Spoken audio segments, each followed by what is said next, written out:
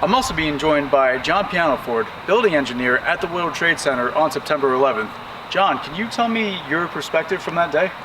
Well, it was just a regular day for us, a beautiful day, something like today, and just thought it was going to be a regular day. Didn't expect anything out of the ordinary.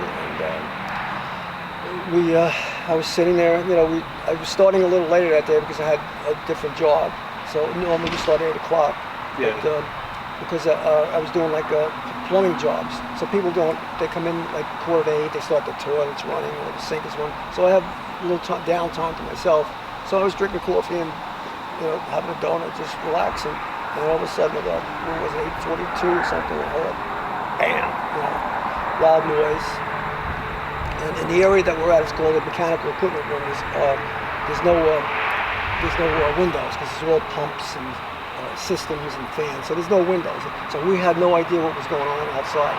But I heard the elevator shaft, like stuff falling through the elevator shaft. I knew something was wrong. I knew it wasn't normal. Yeah, so you were actually in the building when it I was occurred. on the 7th floor. And luckily I was on the 7th floor. I was supposed to be working on the 96th floor. I wouldn't be here talking. What happened was I was supposed to be on the 96th floor. And my boss said to me Monday, he says, John, you go up to 96. The tenant's complaining about a problem up here, so take care of it first thing in the morning. Okay, so I'm going to do that, Dennis. So then he says to me, he says, John, forget about that. Joe didn't come into work today. He's not feeling well. So you know his job, so you take his job. So as I explained, I was sitting there because we didn't start it later. So if Joe comes into work, maybe I'm not even here today. It's just chills, luck. man. Yeah, it's just luck. It's just luck. Back in 1993, Joe was working there, and he was in a sub-basement, and when the place blew up. Okay? So he fell on the floor. His head was face down. People were stepping on him. Okay, so they didn't know he was there. Yeah. And he subsequently lost his eye. But when it's a sub-basement, so there would be nobody there. It's only people that work here. I'm going to get a little emotional as I tell the story. So somebody picked him up. He says he doesn't recognize the person. He says, I got you. And they took him out of the building. Nobody knows who it was because he says, I don't know. He wasn't one of us. And there wouldn't be anybody from the public down there because it was looted card access. They took him out, saved his life. He lost his eye. Fast forward to 2001. Joe was still working all those years, but he had problems, physical and emotional problems from what happened to him. So he would take off from time to time. So September 11th, he took off, and I was supposed to be working on the 96th floor.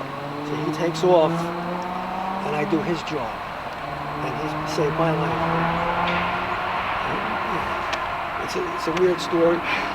It's heavy stuff, man. It's a weird story. And the funny part of the story is, me and him never really liked each other. He just didn't like me for some reason or other. I don't know what it was. He didn't like me, but I loved him. And after that, we were in the union, and we would have union meetings, and he'd be at war.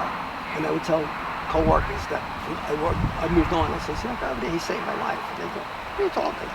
And I said, give him a drink. I always tell them, we work by him a drink. And then when I told the guys the story, everybody's hair would stand up. It's just one of them stories. It's very funny. It definitely is, man. Yeah. Just telling me I'm getting chills. Yeah. I mean, I tell as many times as I tell it, it still gets me when I tell people. It's like, what stopped him from coming to work that day? And he saved my life because I was on the 96th floor. And he didn't come in and he saved me.